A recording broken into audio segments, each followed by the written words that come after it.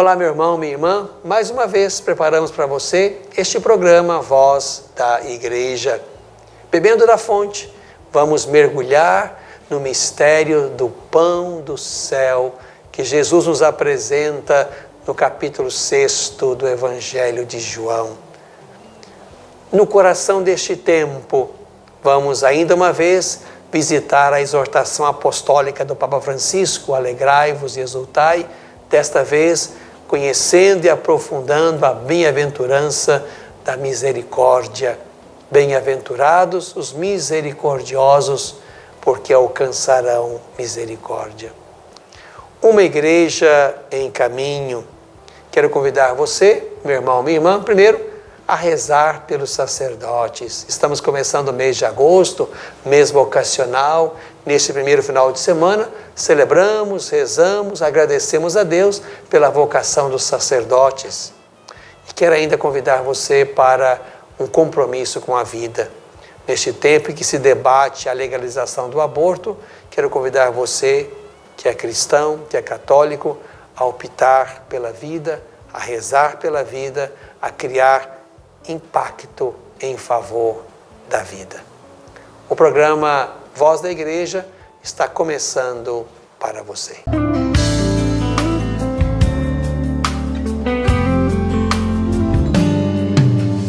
Bebendo da fonte. Meu irmão, minha irmã, muito queridos, mais uma vez nos colocamos diante da palavra fecunda de Deus, de um Deus que fala sempre à sua igreja para bebermos desta fonte preciosa. Convido você, neste programa, a mergulhar comigo nas águas do Evangelho de João. João capítulo 6, versos 24 a 35. Quando a multidão percebeu que Jesus não estava aí, nem os seus discípulos, entraram nos barcos e foram procurar Jesus em Cafarnaum. Encontrando-o do outro lado do mar, perguntaram-lhe: Rabi, quando chegaste aqui? Jesus respondeu: em verdade vos digo, estais me procurando não porque vistes sinais, mas porque comestes pão e ficastes saciados. Trabalhai não pelo alimento que perece, mas pelo alimento que permanece até a vida eterna, e que o Filho do Homem vos dará. Pois a este, Deus Pai o assinalou com o seu selo. Perguntaram então: que devemos fazer para praticar as obras de Deus? Jesus respondeu: a obra de Deus é que acrediteis naquele que Ele enviou.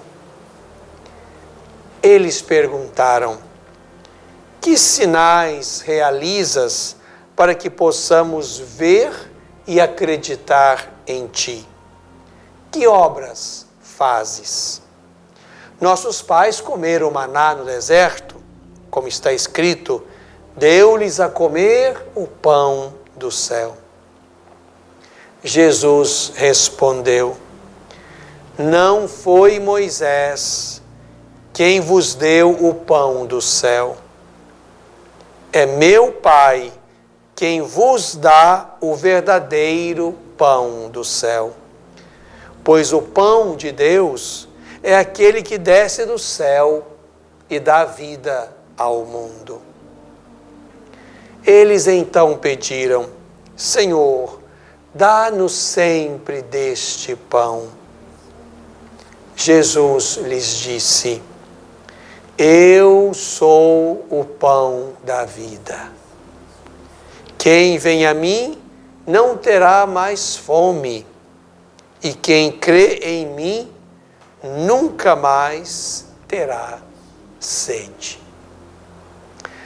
Meu irmão, minha irmã, Estamos ainda neste belo capítulo 6 do quarto Evangelho, o capítulo do discurso do pão, que começa com a multiplicação dos pães e vai avançando agora para que Jesus possa falar de um outro pão, de um pão que desce do céu, superior àquele que descera no tempo de Moisés, que agora é verdadeiro pão que o Pai dá, e dá para que o mundo tenha vida. Interessante aqui o contexto em que nos encontramos. Depois da multiplicação dos pães, Jesus então convida os seus discípulos para irem sozinhos com ele para um lugar. E quando saem para estar com o Senhor, para um descanso, certamente para um momento orante, a multidão percebe que não estão mais ali, nem Jesus nem os discípulos. Diz o texto, a multidão então entra nos barcos e vai atrás de Jesus. Mas há aqui uma questão interessante que Jesus põe a eles e a nós. Jesus pergunta-lhes: estais me procurando não porque vistes sinais, mas porque comestes e fostes saciados.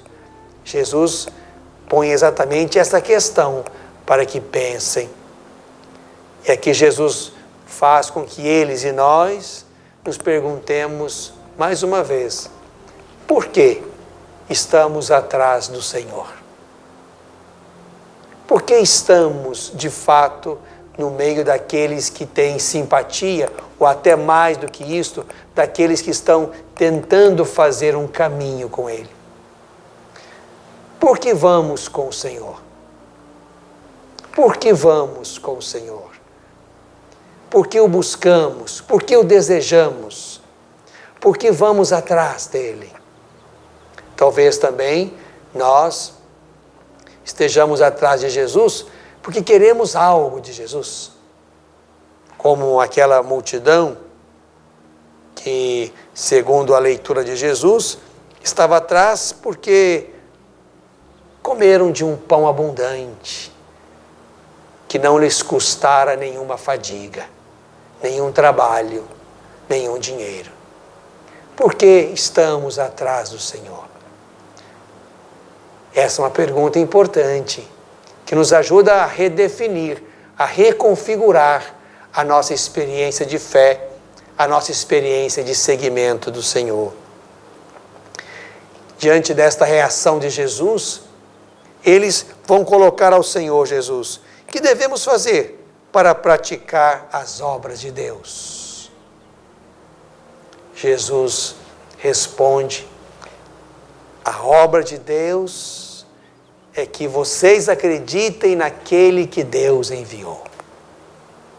Isto é, a obra de Deus é que vocês acreditem em mim.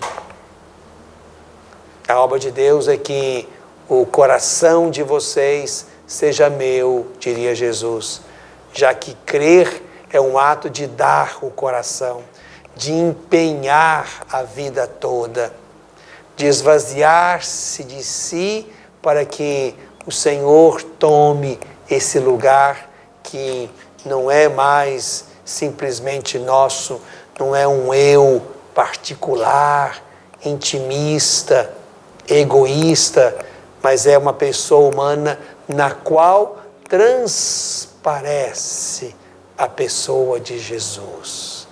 Jesus questiona a multidão e questiona nós exatamente sobre este ato de crer. A multidão pergunta ainda: que sinal tu realizas para que possamos ver e crer em ti? Que obras tu fazes?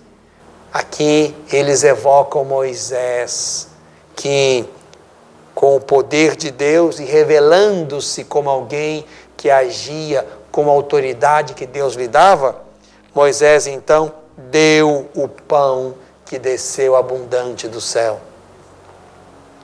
Jesus aqui se põe como superior a Moisés e como aquele em quem a humanidade recebe o pão superior.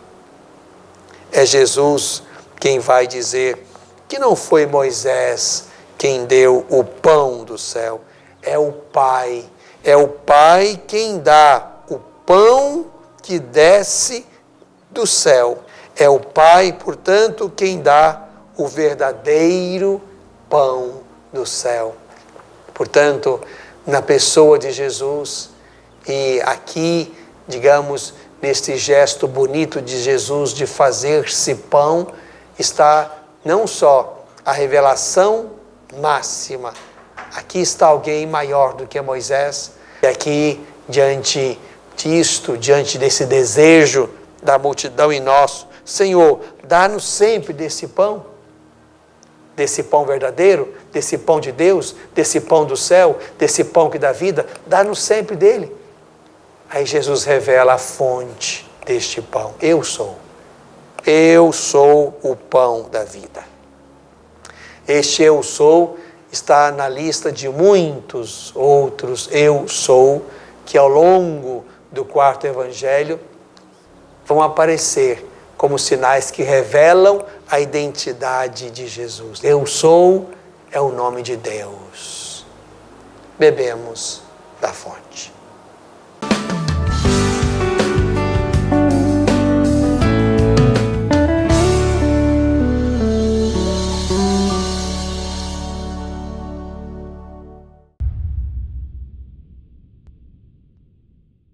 Homem e mulher, no mistério da criação, constituem um dom recíproco.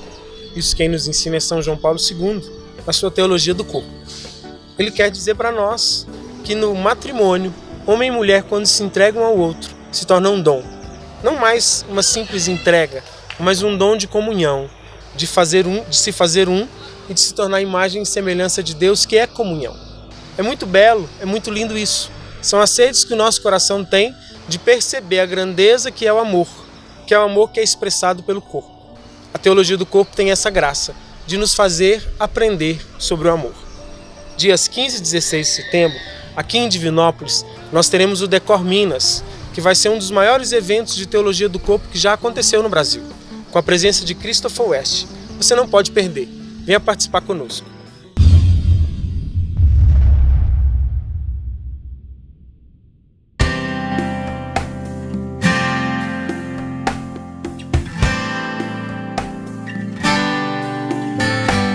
No coração deste tempo.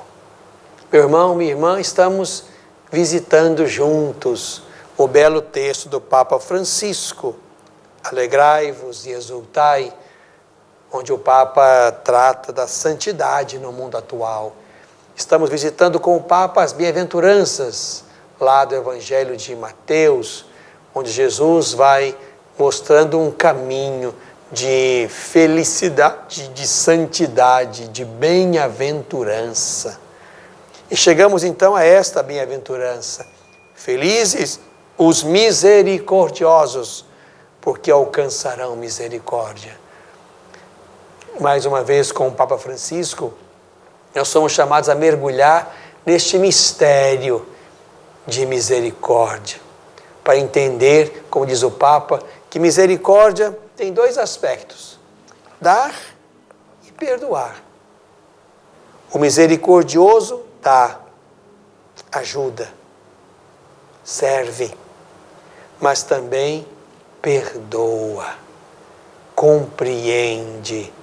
O Papa, no número 81 deste trecho, dar e perdoar é tentar reproduzir na nossa vida um pequeno reflexo da perfeição de Deus, que dá e perdoa superabundantemente. Por esta razão, diz o Papa, no Evangelho de Lucas, já não encontramos sede perfeitos, mas sede misericordiosos, como o vosso Pai é misericordioso. Não julgueis e não sereis julgados. Não condeneis e não sereis condenados. Perdoai e sereis perdoados. Dai e ser-vos-á dado. E depois, Lucas acrescenta algo que não deveríamos descuidar. A medida que usardes com os outros, será usada convosco. A medida que usardes com os outros, será usada convosco. A medida que usarmos para compreender e perdoar, será aplicada a nós para nos perdoar.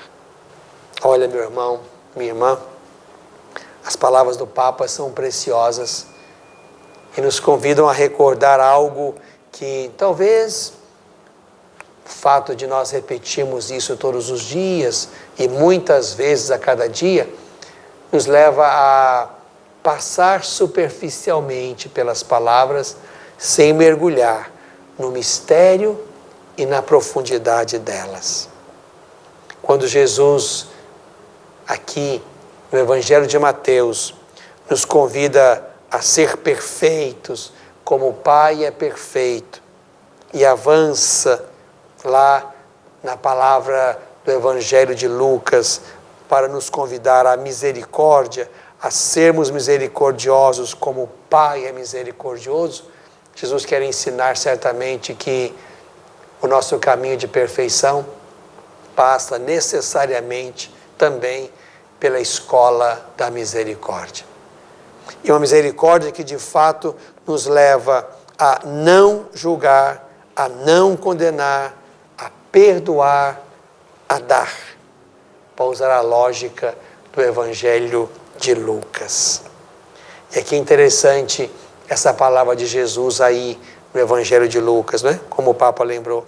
À medida que usardes para os outros, servirá também para vós. Isso nós rezamos todos os dias, meu irmão, minha irmã. Perdoai-nos as nossas ofensas, assim como nós perdoamos a quem nos tem ofendido. Assim como. Aqui nós damos uma autorização a Deus, dizendo a Ele que Ele pode, que precisamos, que Ele pode nos perdoar, assim como, na medida com que nós perdoamos os irmãos. Se perdoamos pouco, autorizamos Deus a nos perdoar pouco, mesmo que Ele possa nos perdoar mais. Porque Ele quer que perdoemos mais, que perdoemos como Ele. Sede perfeitos, como o Pai é perfeito. Sede misericordiosos, como o Pai é misericordioso. A medida é a do Pai. Não é a medida que o meu coração dá conta. É a medida de Deus. E assim, quando rezamos a oração do Senhor, todos os dias e muitas vezes, nós autorizamos que a medida que Deus pode pôr sobre nós é aquela que nós colocamos sobre os irmãos.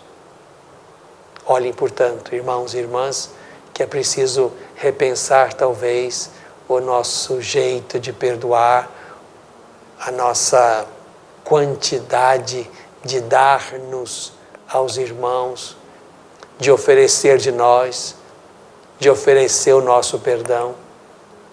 Nós precisamos, sim, de uma grande e bela medida de perdão de Deus, todos os dias e no último dia. Como lembra o Papa ainda, é necessário pensar que todos nós somos uma multidão de perdoados. Na minha história, na sua história, há o pecado como um mal que nos acompanha, nos incomoda, como um espinho na carne. Isso nos leva a pedir de Deus todos os dias misericórdia, misericórdia, misericórdia, porque precisamos dela para poder avançar e mais ainda precisamos dela para mergulhar na plenitude de Deus quando chegar o dia de Deus para nós, quando chegar a nossa última Páscoa. O Papa termina dizendo: olhar e agir com misericórdia, isto é santidade, no coração deste tempo.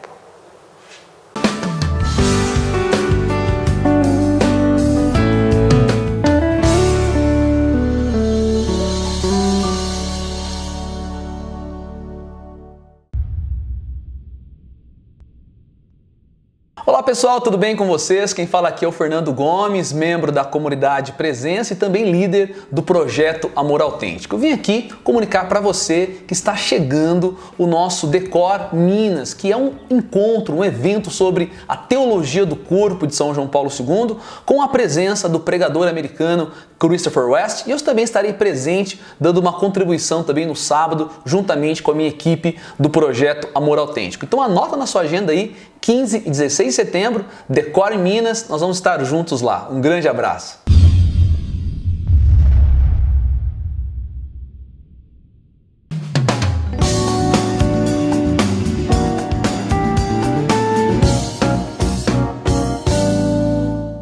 Uma igreja em caminho. Meu irmão, minha irmã, muito queridos, estamos avançando no ano e chegamos ao mês de agosto. Para nós já há muitos anos, mês vocacional. Ao longo deste mês vamos meditando algumas das belas vocações que Deus suscita na igreja, na sociedade, no mundo. E nesse primeiro final de semana de agosto, queremos recordar, queremos rezar, queremos agradecer, queremos reconhecer a beleza e, mais do que isto, a utilidade espiritual do ministério dos sacerdotes. É o dia do Padre. A primeira palavra que quero dizer nesse momento é de gratidão aos nossos mais de 100 sacerdotes, de muitas idades, posso dizer até de muitos países, já que temos também entre nós religiosos estrangeiros, de muitos perfis, mas é verdade que cada um desses nossos irmãos que colaboram comigo no ministério episcopal são irmãos preciosos. Por isso, eu sempre acredito na vocação de cada um. Mesmo que haja ali imperfeições, dificuldades, desajustes, mas Deus ungiu aquele homem. Houve uma imposição de mãos, houve uma unção das mãos. E por isso, alguém foi enviado em nome de Deus. A minha gratidão imensa a cada sacerdote, aquele com mais tempo de ordenação, como o nosso querido Padre Antônio Pontello, lá em Pitangui, com mais de 70 anos de vida sacerdotal, como ao nosso querido Padre Douglas, que há pouco completou 1 ano de sacerdócio. E nesse arco de 1 a 73 anos de sacerdócio, estão muitos, estão os outros quase 100 sacerdotes, cada um chamado no seu tempo e cada um colocado no meio de nós em muitos dos serviços, nas nossas 54 paróquias, alguns doentes, alguns por algum motivo afastados, mas membros do nosso clero, cuidados e assistidos por nós. Homens, portanto, cujo coração foi tocado pela graça que os ungiu e enviou. Por isso, meu irmão, minha irmã, quero pedir a você 2 coisas importantes nesse final de semana. A primeira, e essa não é tão difícil, fazer uma prece pelo padre que hoje está na sua paróquia. Mesmo que você, por algum motivo, não goste tanto dele, do jeito dele, do perfil dele, mas é o padre que está aí. É o que a nossa igreja tem hoje para oferecer à sua paróquia. Quero pedir a você, como responsável por esse padre que está aí, ele participa do meu ministério episcopal, está aí, portanto, fazendo aquilo que eu não posso fazer, por isso ele está colocado aí como alguém que cuida da sua paróquia. Quero pedir que você faça uma prece prolongada, se puder, por esse homem que está aí como pastor da sua comunidade paroquial. Mas queria pedir uma segunda coisa, talvez essa até mais ousada, é que você, indo à missa nesse final de semana e tendo ocasião, e faça o esforço para tê-la, dê um abraço no seu padre. Dê um abraço nele, aperte-o contra o seu coração e diga para ele que você rezou por ele, que você reza por ele. Um abraço que mesmo sem palavras signifique isto tudo. Reze por ele e dê um abraço nele. Isso faz diferença. E se você se encontrar comigo também, eu espero o seu abraço e antes ainda a sua prece.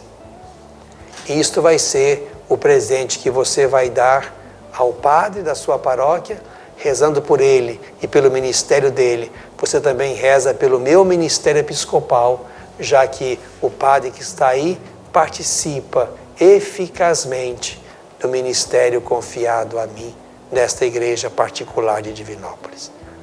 Esta é a primeira coisa importante que queria refletir com você neste bloco. Mas há ainda uma segunda coisa importante, e muito importante.